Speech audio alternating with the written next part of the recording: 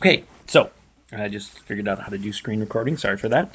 So I'm making this video to try and convince you to consider more seriously or to reconsider or to consider for the very first time partnering with a financial advisor of some type.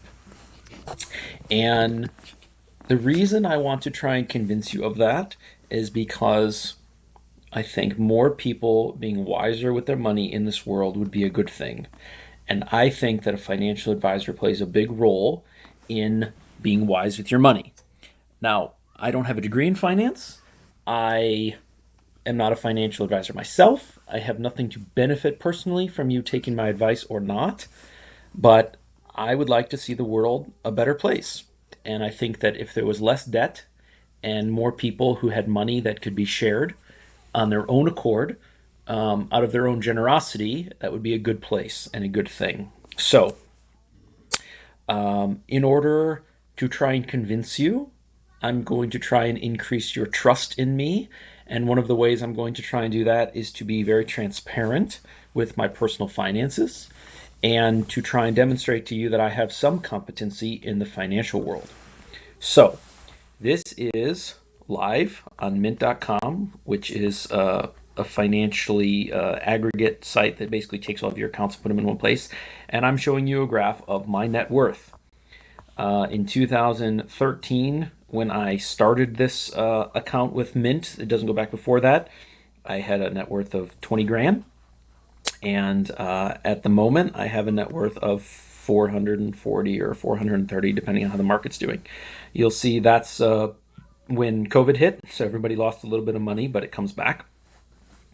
And as you may know from my channel title, I'm 35 and I'm retired, although I'm not permanently retired. There will come a time in my life where I have to go work again, but I have approximately 15 to 20 years where I do not need income, and my $2,000 a month expenses, since I have my house paid off, will chip away at my $430,000 nest egg, and I can finish raising my children and serving others. And although that has a personal worldview, religious background, I think there are lots of people in the world who would like to retire earlier than 65. And so whatever your motivation is for retiring or gaining a type of financial freedom that's quite rare in the world, I think that what I have to share will be of value to you. So that's a little bit of where I am right now with my money. And now I want to tell you a little bit of my financial history. I started working at Volkswagen at age 19. I have an Excel document that shows you what I made. And so I'm not going to stay here for long, but you can pause this and look at this if you want. Basically, I started at $35,000 a year in 2007. And when I retired from Volkswagen this year, I was making $95,000. There are some bonuses that come into play at the company, and so those are listed here. And I did a 3-year stint in Germany where I was paid as a foreign service assignment, foreign service employee. So there were some bonuses, like this one, 95. And yeah, so that gives you a little bit of a history. So back to the graph. I bought a house in May of 2015, something around here. And we paid that house off within 3 years. I bought a $158,000 house. And at the time, I was making around $77,000 a year. So I basically bought a house that was less than 2 times my annual pay. And then let's see, what else did I want to show you? Okay, last thing I want to show you was my 401k performance, also dating back to 2013, as you see. So basically, it's very simple. This pink graph is all of the money that Volkswagen or I put into the account, and the blue up here is all of the money that we earned in interest. I earned in interest. So you can see that basically, if I had taken the money and put it under my pillow, I would have around $153,000. Since I put it into the market, I have an extra $101,000 to my name that I can now spend. So that graph in and of itself should convince you to not put your money under your mattress. Now what I'd like to do is explain a little bit about why I think most people would benefit from a financial advisor, at least for a season of life or a chapter of life. So to try and convince you of that, I want to show you, if you do a compounding interest calculator, I'm going to pretend that I have $1,000 today, and every month for the next 45 years, I'm going to add $1,000 into that account. And I'm going to predict that I'm going to get a 6% interest rate, APY, APR return over those years. And then they're going to basically compound the interest every month, okay? And I did that calculation. Then I did another one, 1,000, 45, and 7. So 1 percentage point higher. Okay, so if you're bragging with your buddies at lunch and they say, I'm getting 6% in my investments, and you say, oh, I'm getting 7%, that's what we're talking about, okay? And now we have the two numbers. So over a 45-year period, and I did that because some people like me start working at 20, and they say that you retire around 65 years old. And so that's where the 45 years comes. So in scenario one, you retire with 2.7 million. And scenario two, you retire with 3.8. So that's a 1.1 roughly $1 million delta that you'll have, not because you put any more money into the market every month, not because you sacrificed and ate peanut butter and jelly instead of filet mignon every month, but because you got 1 additional percentage point in interest on average over those 45 years. Now, the finance world is one of the most complicated landscapes and areas where you need knowledge and wisdom to discern and decipher what is right and what is smart and what is safe and what is risky and what is adventurous. And it is also the ecosystem where you will find the most amount of sort of scam and scandals and bad advice and half advice. There's all kinds of people out there who are trying to get you to listen to them so that they get a cut of what you make. And so it is a really important part of life, because all of us will earn some sort of income and have to manage that, and all of us will have expenses, voluntarily and involuntary, and all of us in some ways are trying to do the same thing with our money, right? We're trying to kind of make as much as we can with different amounts of motivation, and we're trying to spend it on the things that we want to spend it on. And some of us are doing that better, and some of us are doing that worse. Nonetheless, you can see how a single percentage point can make a huge difference. And that's just with sort of simple, small numbers. I mean, there are people who are starting out with more than 1,000, and there are people who are able to put away more than 1,000. There's also the assumption that a good financial consultant or advisor will be able to get you more than just 1 additional percentage point. So I think that I'm fairly financially savvy. I read a lot about finance when I was 18.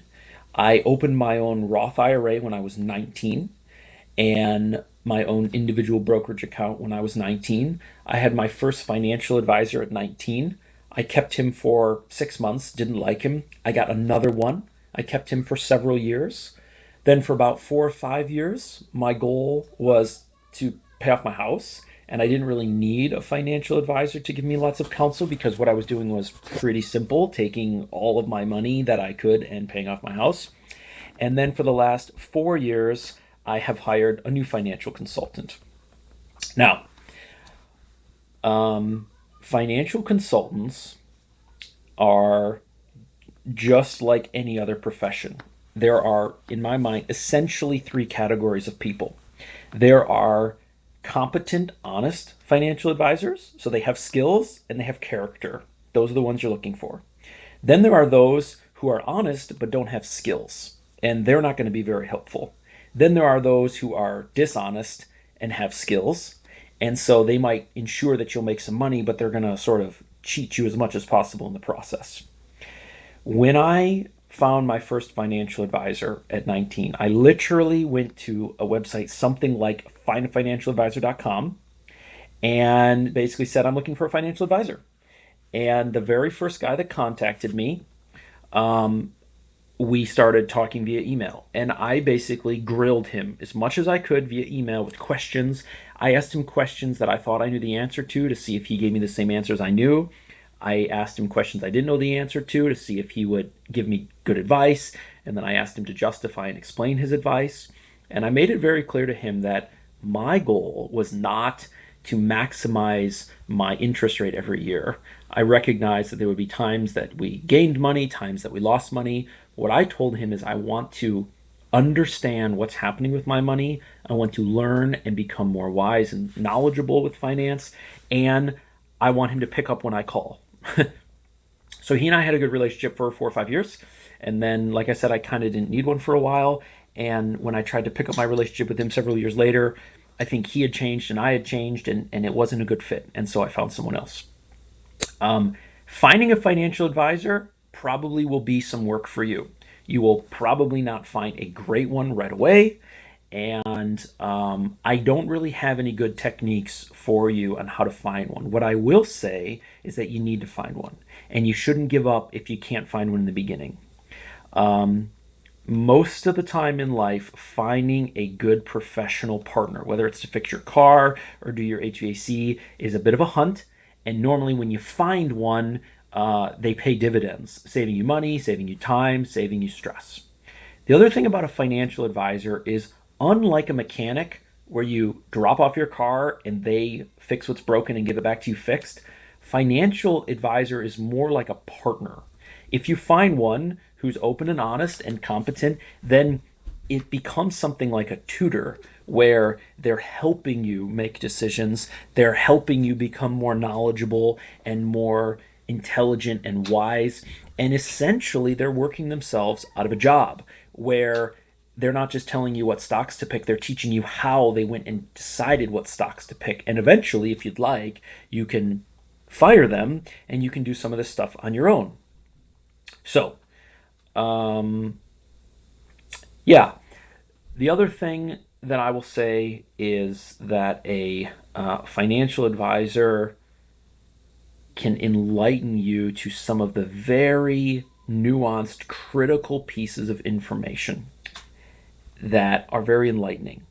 And I want to give you an example that's not financially related because it's easier to understand. So I love the national parks. I love visiting them. And when you look around on the internet and in books and in lists and all these sorts of things, you will find over and over again that the Great Smoky Mountains in North Carolina and Tennessee is one of the most visited national parks in the country. You'll see that in all kinds of articles and lists and all these sorts of things. You may then, from that statistic, assume that it's one of the best. What's extremely misleading is that it's one of the few parks on the east side of the country. It's one of the few parks that is nestled in a very populated area. And even more critical, it is the only national park, to my knowledge, where there is no entrance fee. There's no entrance fee because the people who bought the land and gave it to the government sort of wrote some sort of clause that stated you cannot ever charge an entrance fee. And so you have all kinds of people who are in the area who otherwise wouldn't go into the national park, but since it's free and since you can drive through it and get to the other side, they do anyway. Now, the fact that all 63 national parks have an entrance fee, except for one of them, massively changes the statistics and the relevance and the meaning of those statistics. And yet, you will be hard pressed to find an article or a list that cues you in on that critical characteristic of the national park, which has such a huge influence on how many people come into it. So, it's a simple analogy, but what my point is that there are sometimes these little sort of enlightening nuggets, not necessarily of data or information, but of like wisdom. And it's hard to find those things in books. And that's what's so valuable about a partnership. Now, I am not going to try and convince you to use the financial advisor that I do. I will show it to you, who the person is. The person doesn't know I'm making this video, and I stand to benefit not at all if you choose to use this person. But what I'm more interested in showing you is the kind of financial advisor that I would suggest you look for. So this is the person I use. His name is John Lowson. He was actually a friend of mine in high school. He's located in Michigan. I'm in Tennessee now. And I'm not with him because he's my friend. I'm actually with him because he is competent.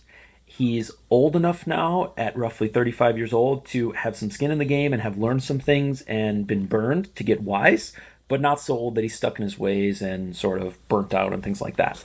He has his own company now called Bespoke Planning, and he has been very influential in my life, helping me discover and define the FIRE retirement concept, financially independent, retire early, and help me direct my financial life to my specific goals, which were not to retire at 65, which were not to buy a house 4 times more than I could afford. And so he's been a partner. It's because I went to school with him, I know his character, and so I do trust him. So that plays an influential role.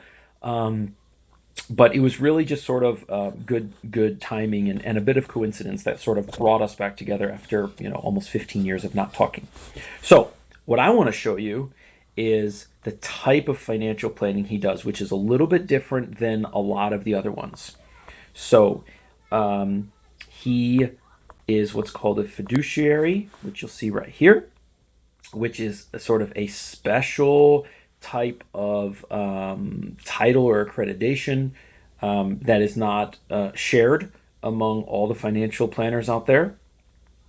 The second is he's a certified financial planner. So not only does he have a bachelor's degree in finance or economics, but he also has gone back now and gotten this actual professional accreditation. And then what I really like is he's what's called a fee-only financial planner. So what that looks like is, based on your income or your net worth, he will charge you a certain amount of money per month, just like having a contract with Verizon where you get a cell phone. That won't change until your income or your net worth changes significantly. And I'm not going to go into his fees because I don't know what they are at the moment, and I don't want to lock him in, and I don't know when this video is going to be watched by you and all those sorts of things. But the benefit of a fee-only financial advisor is that basically every month you're going to cut him a check. Let's call it $100. You're going to pay him $100 every month. And for that $100, you get to ask him any question you want. You get to direct him to whatever financial product you want to buy, stocks or bonds or mutual funds or whatever. It doesn't matter to him, because he's not going to make more money if you buy a stock or less money if you buy a mutual fund. He's not going to make any money at all. He only makes the money you give him every month, just like Verizon, and so he is completely unbiased. Whereas almost all the other financial advisors that I've dealt with and that I'm aware of, they are going to make a certain cut of the profit if you do a mutual fund, a different cut if you do a stock, a different cut if you do a bond. And I don't care who you are and how well you were raised, if you get 4% if your customer buys product A and 5% if they buy product B, it is extremely difficult to resist for your entire career the likelihood not to start recommending product B. The last thing that I'll show you he does is sort of this multi-category approach to finance. He doesn't just give you sort of stock picks or help you with investments for the fee. He offers sort of this wider range of financially related planning and counseling topics. Now, I'm going to be totally honest with you and say that I did not like this, because when I came to him, I already had my house paid off. I had been on an Excel-based budget for 15 years. I was extremely frugal and resourceful. I did not need help with my taxes. I did not need help with workplace benefits. I'm not going to pay for my children to go to college. And I already had a will and a power of attorney and a living will and life insurance. And so I had a lot of things buttoned up that he was able to advise me on. And so it kind of felt like I was paying for something that I didn't need or want. And I told him that. I told him that, I didn't need and want these things. And there was a couple of these categories that we blew through really fast. And yeah, I will say there were a few times where in an area that I didn't think I needed help, I did need some help. He went through like the last couple years of my taxes and actually found where I had made a mistake, and basically I amended my 2018 tax thing and got like $3,000 back. So that covered his fee for a very long time. The other thing that a counselor can do for you is not necessarily give you new information that you're not aware of, but they can help you double down on your decisions. And as you get older and life gets busy, it can be very freeing and helpful to sort of say to yourself, I made a decision in 2020. I made it based off of this information and that information, and I'm going to stick to that decision. I'm not going to revisit it every month and sort of like start from scratch. And by discussing something in detail with a financially savvy person who has gotten to know you and who's gotten to understand your goals and who is in alignment with you and helping you achieve those goals, it can be very mind stress relieving for that person to be like, yep, you made the right decision. Yep, that's the right move. Yes, you understood that correctly. It's kind of like sometimes when you make a decision, it's like putting a nail in a board and hitting it with a hammer. It's like the nail's there, that's the decision. But then as other people look in on your decision and say, yep, that's the right one, I did the same thing and it worked out, it's like additional people hammer that nail in for you so that it's really sturdy and sound. And when life gets busy, it's nice to not have to rehash some of these old decisions that you're, not sure if need to be updated. Okay, so the last thing I'll say is that you may not need a financial advisor forever. You may need a financial advisor to come in, look at who you are, what you've done, set you on a trajectory, help you stay on that trajectory for a couple years, and then dump them. And I've told John in this case, that my fee to him is in the top 5 of most expensive things I spend my money on every month. And basically, I want to work him out of a job. And someday I would like to not use him and not need him because my financial situation has been simplified and I've been on the same track for a while and I've upped my own skills. And he's completely fine with that. So in this particular case, of course, I can't speak to all the financial advisors out there, but a good financial advisor should not try to keep you uninformed and ignorant so that you still need him. It should be like the mechanic that shows you how to change your own oil. And that's my stance on the matter. Maybe you disagree. And maybe you want to sort of farm out your finances to someone else. But because finances are such a huge part of life and they are so complicated, and the banks have learned that even zero point 0.1 of a percentage point is worth fighting for. You really need someone in most cases in your corner to help you, get from 6% to 7%. And in the end, that can be the difference literally of millions. So I hope after 23 minutes, I've challenged some of your thoughts or beliefs or reservations about financial planners a little bit. I hope that you will consider or reconsider the benefits of a financial advisor. And yeah, I hope that your life is ever so slightly improved through a more stable financial situation with less debt, more buffer, and more opportunities to say yes when a need arises and you want to be generous. So that's it for today. I hope that was helpful. If not, YouTube is full of financial advice. I hope you go find some that you like. Take care, everybody.